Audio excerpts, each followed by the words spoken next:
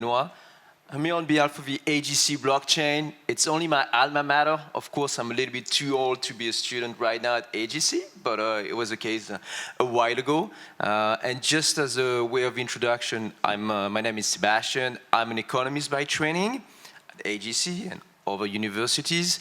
I am an entrepreneur by day. I am more from the classic financial services industry, but over the last years, I invested a little bit in your sector, in the blockchain. I'm advising a couple of companies. As a crypto economist, this is the word now. Funny word, huh? Crypto economist, but that exists. That's what they say in the US. And for instance, I'm an advisor and an investor in a company called Q2O, which is doing basically, let's say, tokenization solutions for the food and beverage industry. So really the bridge between the tangible and the blockchain. And you're going to see a lot of exciting startups, in that field. Maybe Nicolas, if you want to introduce yourself. And of course, it was supposed to be a panel, but we're two, so I'm not going to moderate you, and you're not going to moderate myself. It's going to be a conversation between the two of us. Yes, perfect, no problem. So I'm Nicolas. I'm CEO of Feature, and basically I am background of engineer, and basically in Web 2 I have some experience in freelancing during some years. And now I am building a protocol to incentive developers to complete GitHub issues. So the name is Feature, and if you use GitHub, it's very easy to use. It's quite difficult for new startup to raise funds, obviously, and also for existing startup like Crypto.com, Coinbase. As I have some difficulty also to hire new people. They're even laying off some of them. Yeah, that's why. That's what we saw with Coinbase. They don't want to hire. So this is difficult at this time, but we can discuss some alternative to solve this issue.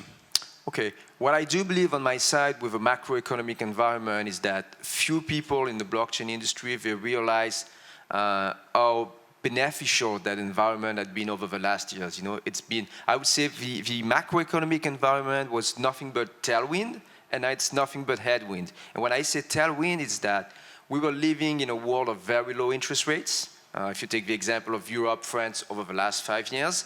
And so, investors were really starving for yield. So they would invest in startups because they were desperate to get some decent return on the investments. They will go on staking protocol, yield farming, because when you make 2 or 3% on the fixed income market, why don't you go to Celsius, have a compound, and you make 8-10%, even though you don't really understand if you're gonna secure, get your principal back, but you're attracted, by the yield. So that was easy. Now it's going to be more complicated because the fixed income markets, they're correcting. A couple of months, probably you could buy, in the US, good high yield bonds, and you will be compensated 6 to 7%. So that means that we're going to have to rebuild, in my view, some subsectors of this industry. And again, I'm a financial guy, by heart, so I would say especially DeFi. And for recruiting in DeFi, it's going to be a very different equation. And not just over the next months, I would say over the next 2 to 3 years. Yeah. I think the different thing is before, like every kind of project that can raise money, like NFT, like metaverse, and some of them are scam or some of them are bad projects. But now we have like a wash machine of the ecosystem, but the strong project need funds to show this period. This is a big challenge for trust project, like good project, to pass this period. And so it's good because it cleans the ecosystem, but it's not so good because like good projects they need to pass this period. So it's a big challenge. So it's going to separate the wheat from the chaff, but in the same time, there's kind of a death valley for a lot of startups, and we talk about that because we need to understand what it would mean for new people and hiring, and the job market.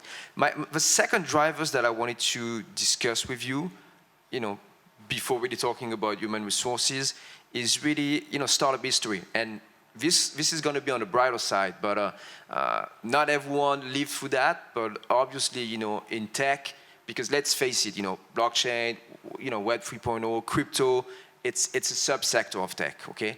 And the tech industry has always been cyclical. Some of us, not so many. We went through, another huge bear market, which was in the early 2000s with the internet crash. And with the genius of hindsight, what we know now is that even though a lot of startups died in the early 2000s, the one that survived had good business model, they eventually thrived, and they became, the GAFAM, etc. Do you think it's going to be the same with crypto? Do you think that either, let's say, the few big names, Coinbase, FTX, OpenSea, that will survive will be probably they're going to consolidate the sector, like we saw FTX helping or even buying other companies. So are they going to be the new behemoth of their own industries? And even better, we're going to see like new companies, like Facebook was started, even Google was started, right at the time of the internet crash, because all the new people will have learned the lessons of the crash. Yeah, that's an interesting question. So in general, we say if you have too big, you cannot fail. Too big to fail. But no, you have not sure with crypto. Yeah, you have an exception. If you saw like Luna, like in some weeks, so big they failed. Yeah, that's awesome. I think it's only in crypto, or no, it's very rare in general.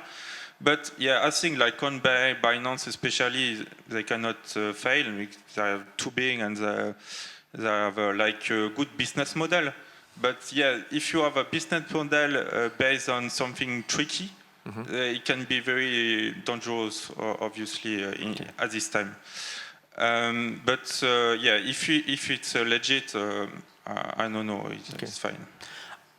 To me, and this has a huge consequence, of course, for hiring and recruiting, starting a company in a bear market, if I do, the reverse engineering of what happened throughout the cycle, that is the best moment, not only to start a new company, but also for VC to invest in new companies. If you look at the vintage fund, the ones that massively invested in 2001, 2002, 2003, or let's say 2009 after the Great Recession, that's where they made real killings. So I know it's hard to say that, especially for those who believe that we are like overwhelmed by the crypto winter. But if you're really opportunistic and if you love the industry no matter what, that's probably the best moment. And this is something that we should tell to all the young people. The best moment to step in and join this industry. And for the VC guys, probably the best moment to double down. By the way, even though it's going to be tough to raise money over the next months, all the big funds, in the US, they're doubling down. They have a lot of dry powder to spend. And they're going to spend the money. Yeah, I think it's also about chance because tell me if I'm wrong, but at this time VC they don't like raise many projects. They choose very small and maybe for the small they choose they raise a lot. So yeah, if you raise money in this at this time, it can be very good because you can. Take an advantage because it's a winter crypto. So it depends if you have a good networking, if you target the good VC. I think it can be very good to take advantage from the competitor. But you think that right now the VCs, they're going to fund startup, just to hire new people or recruit new people? Don't you think that for like pre-seed projects and new tokens and it's going to be a start, right? I can see your face. I believe that they're going to do Series B, C. They're going to double down on the large startups, especially because they have larger funds now. But my fear is that they're going to be very cautious with the idea of bankrolling new teams and getting, the new startups to hiring new people. Yeah, totally agree. Because normally pre-seed is more like you invest to build the product. But no, in pre-seed, investors, they want to have the product, to have the traction, to have everything. They don't want to take any risk in pre-seed. So that's quite complicated for some pre-seed startup. Okay. Let's talk about one of the consequences, of financial markets meltdown, and maybe we're going to see, the collapse in valuation. We haven't seen that much in crypto, but in tech overall, we've seen that. You take Klarna, for instance, which is one of the largest fintech company in Europe.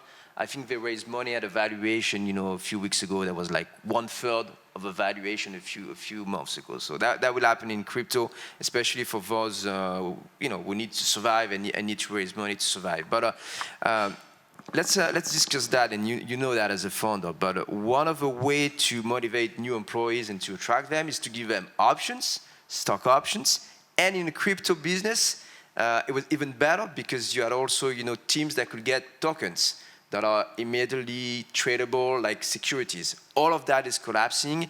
My guess is that a lot of development teams that got paid, with tokens, they now have, peanuts like monkeys, and because when you see, where most of the altcoins are, so what do you think? Do you think people are going to wait? They're going to continue to work on the projects because they are passionate, and they're going to wait for the token to go up again? Or do you attract the new people? Should you pay higher salaries in the industry, or do you view this dynamic? Yeah, it depends the type of employee. Some employees they just want to make money. Some others are passionate, and some others they are passionate and also they want money. So it depends. But I think at this time it's very good to looking for some alternative to pay in fiat. So give a token is very good because you pay people, and in the same time you incentive to people to give the best to improve the protocol. So I think this is very a good way at this time to pay in crypto. Obviously also because it's good for the treasury, and you have also like side advantages, like you get more transaction, and also developers are more engagement to speak about the project. So this is a very good option, and maybe also give some like equity, like a BSPCE or something like this, to incentive developer and employee to give the best. So you think this kind of compensation business model is going to survive the crypto winter? You think that people, at least the most passionate, they will still be interested, in getting token and betting that in addition to maybe a fiat compensation, they will get a huge upside through tokens and not just stock options? You think it's going to stay with us? Yeah, the best way is to have a balance between fiat and crypto, obviously. This is a very good. Lot of the hours they use crypto and to pay people, and it's work very nice. So it's a good model. Okay. Let's talk a little bit now about what it takes to work in that industry, given that environment. What do you think? Let's discuss together. What are the skills that new people really need to get to thrive, in the blockchain industry? And it seems to me like you got two summa divisions, I would say. The first summa divisio would be classic, soft skills, hard skills. But I think you can tell us more about that. And the second one, it's going to be more on my side, is it's another division that I've seen in that industry. And I was at a Bitcoin event in Miami in early April. Everyone was discussing that, is that do we need people that are really native to that industry, people that only work in the blockchain industry, or do we need more people coming from other industries? And the point that I want to make, and again, it's more from my point of view, but like in DeFi, we greatly suffer from the fact that we had brilliant engineers, but not so many people with a good grasp of classic economics of the financial sector. And we all bought, of course, and we're still passionate about the idea of inventing something completely new. And still, there were probably a couple of timeless rules in finance that we should have respected. And probably if we had respected those rules, we would not have seen some of the stable coin or DeFi protocols collapse and failures that we have seen over the last weeks. Yeah, about your first question, yeah, obviously it's better to have native crypto guys, but the issue in general, they are very rare, and obviously you have to pay a lot. So to solve this, the best way is to train your employees.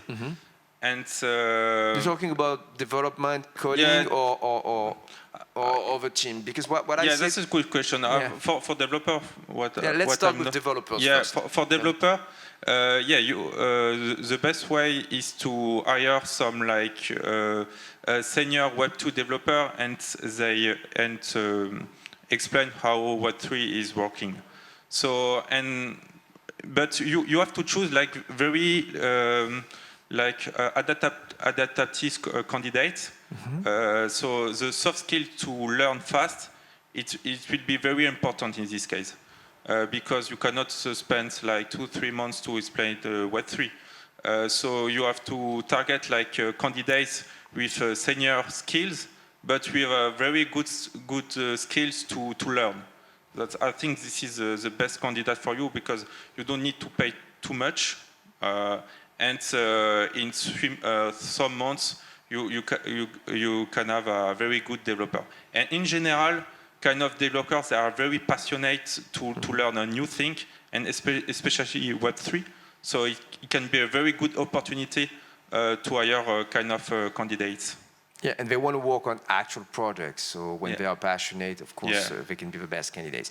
What about the non-development people? What about people, in marketing, or people, like me working more on the token economic side, etc. Again, would you take people specialized in the industry? Now you've got, you go to the US, you've got certificates from Wharton or Columbia University in blockchain or blockchain economics. Would you take people specifically trained in all the various fields of the enterprise as they pertain to blockchain?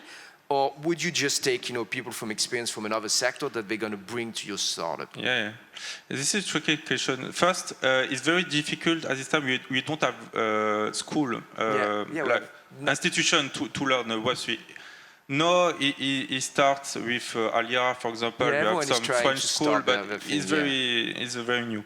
And encore, it's more new in the marketing side or financial side. There is no official school to learn DeFi at this time. So this is quite tricky.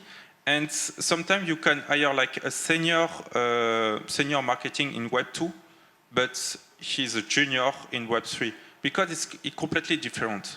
Yeah, so he has a learning curve. Curve, and the how to speak to the market is different to the Web 2. And for example, you have some channel like Facebook ad, for example, is not so good. It's not a good reputation to use Facebook ads in crypto, for example, or also because sometimes it's forbidden. But the media to use, how you speak to the client is completely different than Web 2. Sometimes it's completely different than the Web 2 field. So even if they have a great marketing experience, what you mean is that they have to relearn everything. Yeah. So it can be not as lengthy for them as it would be for someone new. So yeah. So probably it's like for any tech startups, it's a little bit of a mix of the two profiles, also in terms of the ages, etc.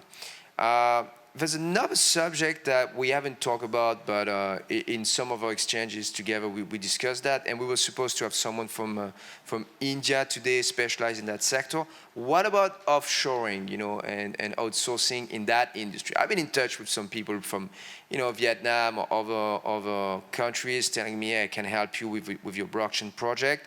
And I got a feeling, not being interested in technologies, but not being an engineer by training, I got a feeling that some of the stuff related to Web3, like again, blockchain, e-wallet, etc., protocols that sounded like rocket science 2 to 3 years ago, they are more and more common. And so you see, offshoring firm getting into the stage. So what do you think is the dynamic here?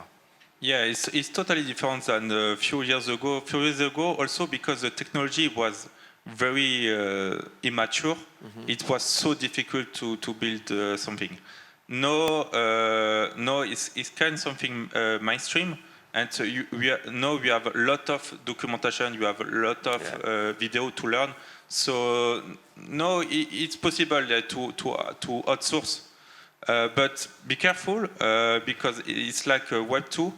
You have when you outsourcing something, sometimes you have very bad quality of delivery, especially in some countries. Give us some names. Come no, on. I don't Be prefer to honest. give any names. But by the way, what is good with Web3? We can use some trustless contract. So like with smart contract escrow, we use in feature.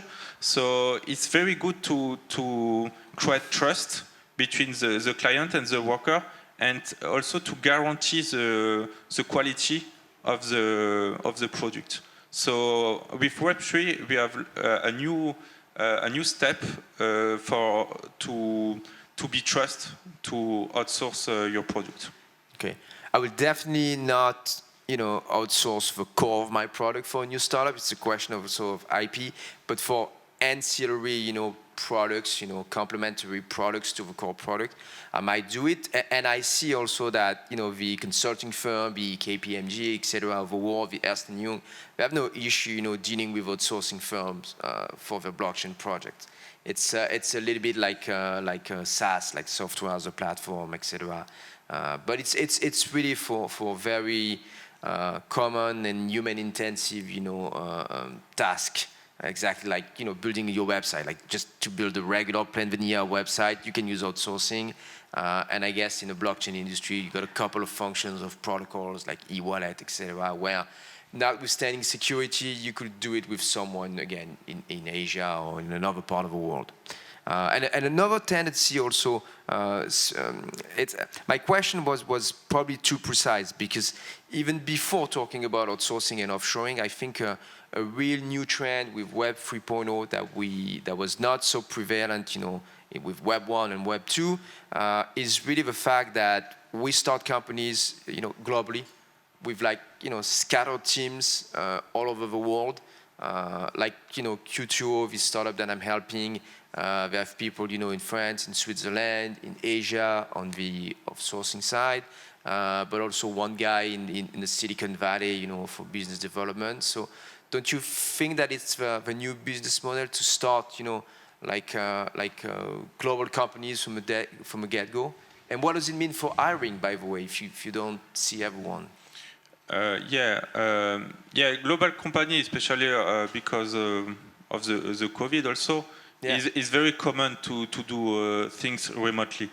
Even if in France, full French company, they use remote. So after it's more easy to have a strategy to have a global company.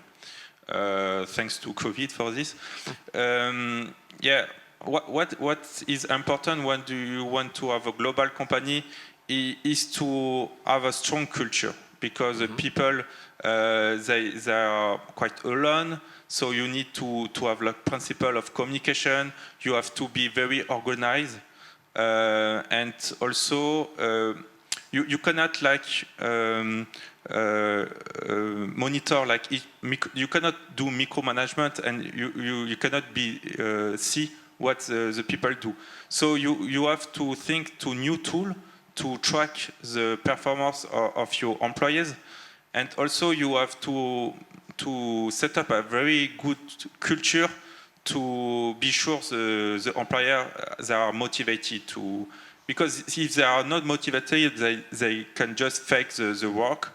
And no, there is some tool to move the mouse and click, and so this is very important if you want to do this.